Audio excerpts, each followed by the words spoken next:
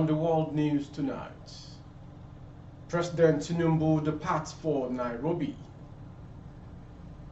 President Tinubu vows to protect returned Benin artifacts. Nigeria fulfills 2023 financial obligation to African Union. Lagos sits at home. Gani Adams Stanley warns Simon Ekpa to desist from action. And on sport, Nigeria stripped of gold in women's relay for doping. I am Morire Rabila Lawal. The news shortly. President Bola Tinubu has departed Nigeria for Nairobi, Kenya for the 5th mid-year coordination meeting of the African Union, AU. Information report that the meeting will take place on Sunday, July 16. The president left Abuja from the presidential wing of Nnamdi Azikiwe International Airport, accompanied by his chief of staff, Femi Gbadabiamila, and Dele Alake, his special advisor on special duties, communication and strategy. President Tinubu is attending the meeting both as a Nigerian leader as well as a new chairman of ECOWAS, one of the right regional economic communities, REX. He is expected to present a report on the status of regional integration in ECOWAS, highlighting actions carried out during the period under review by ECOWAS institutions, member states, the private sector, and other stakeholders to deepen integration through trade, free movement of persons, investment promotion, infrastructure development, peace, security, and stability. The meeting, which has a theme, Acceleration of African Continental Free Trade Area Implementation, brings together the Bureau of the AU Assembly, comprising the head of state and government from Comoros, Botswana, Burundi, and Senegal, as well as the leaders of the 8 RECs. As made known in Friday's statement by presidential spokesman Dele Alake, the president is expected back in the country at the end of the meeting. Moving on to the next story. President Bola Ahmed Tinubu has expressed commitment to protect Benin artifacts which were recovered from different parts of the world as a way of archiving the history of the people. This was made known in a statement by Dele Alake, the special advisor to the president on special duties, communications and strategy. Speaking when he received the Oba of Benin, Omo Oba Nedo Okolo Ewari II, and other traditional rulers from Edo State, the president assured them that his administration would support the Benin Royal Council in its bid to establish a museum that will house the artifacts. The president congratulated the Benin monarch for the retrieval of the stolen artifact, commending his efforts in ensuring that a befitting museum is built to archive the rich history and tradition of Benin Kingdom. President Bola Tinubu said the federal government is currently undertaking an audit of its infrastructure project, promising to ensure that roads in Edo State are considered in line with the request made by the traditional ruler. In his address, Oba Ewari II commended President Tinubu for the giant strides of his administration within its first weeks.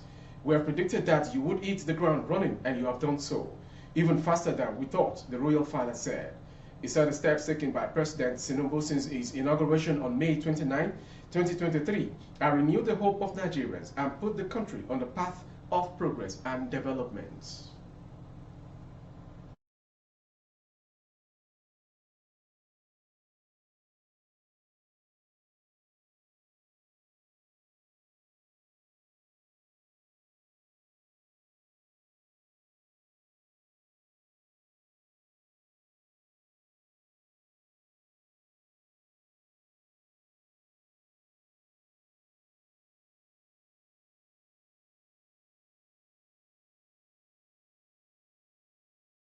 Nigeria has fulfilled its financial obligations to the African Union by making full payment of its assessed contributions for the year 2023.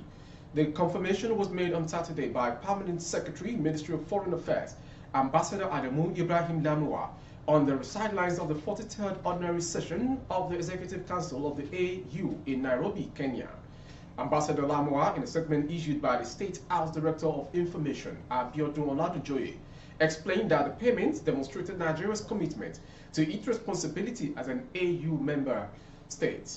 He praised President Bola Tinubu for living up to expectations, not only as a chairperson of ECOWAS, but also as a president who emphasized prompt payment of financial assessments.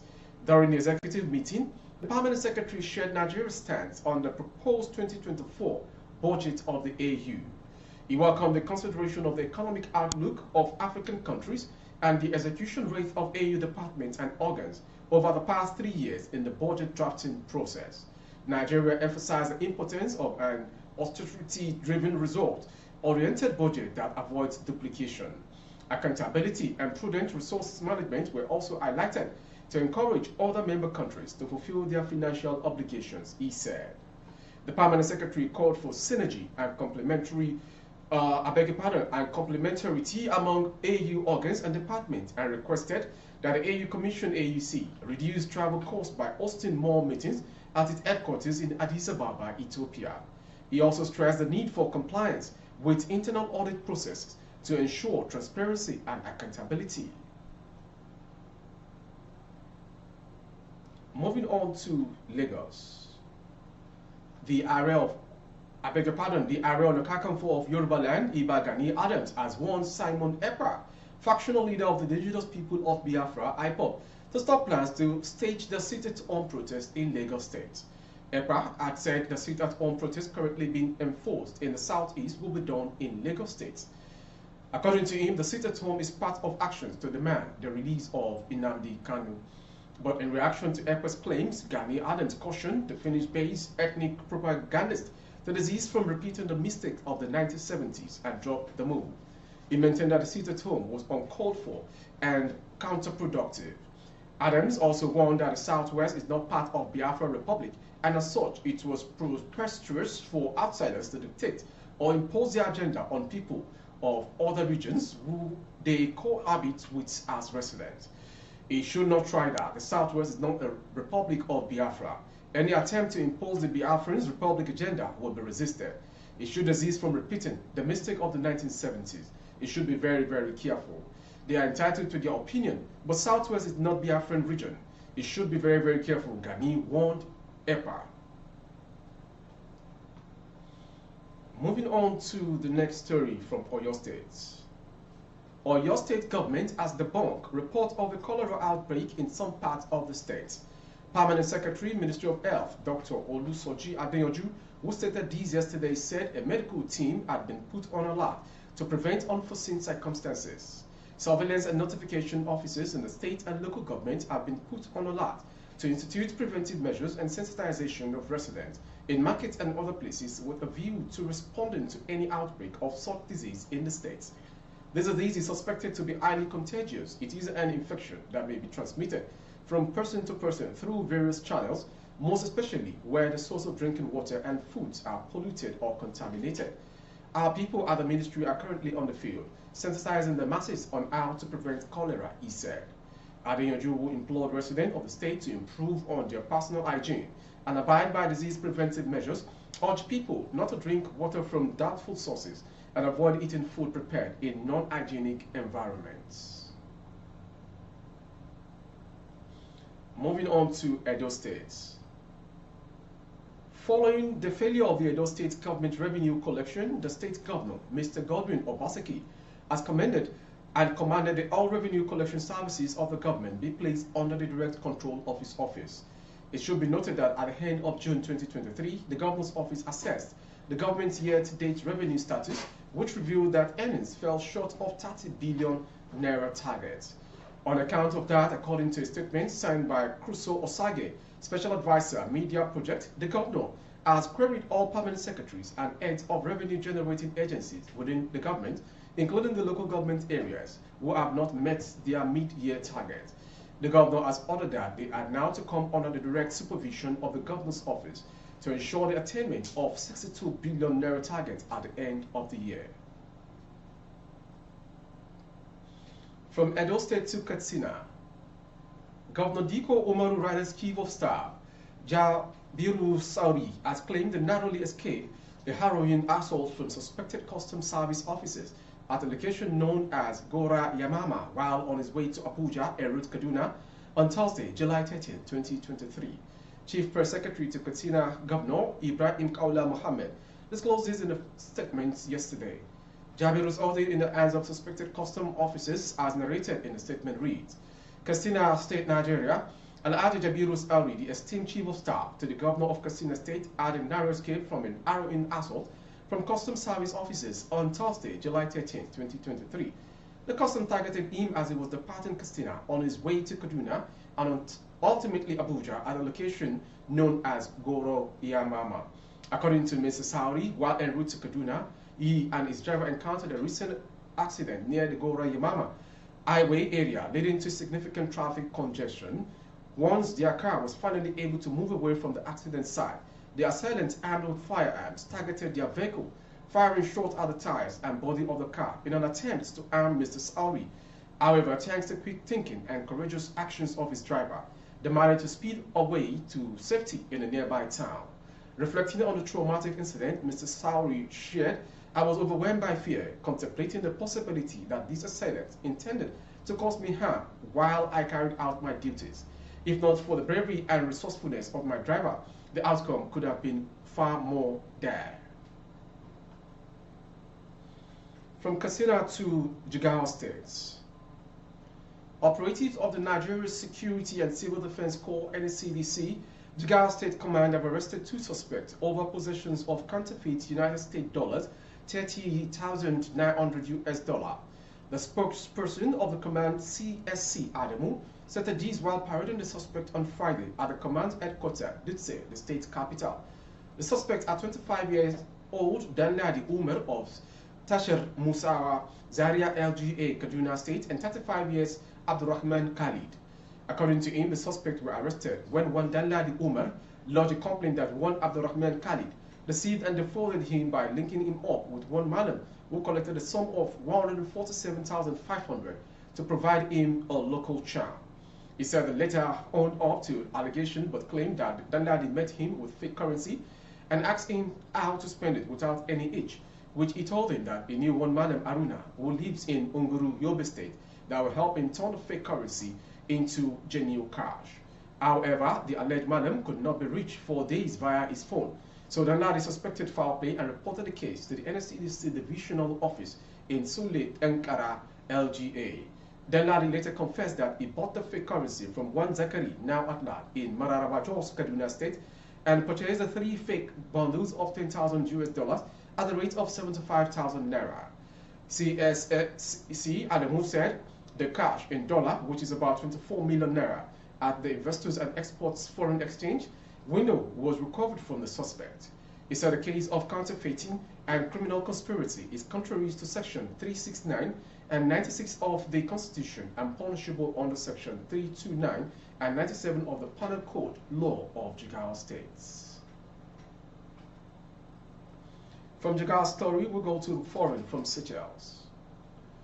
Vice President Ahmed Afif of Seychelles has confirmed his country's decision to impose far-reaching restrictions on Nigerians seeking to travel to the West Indian Ocean country.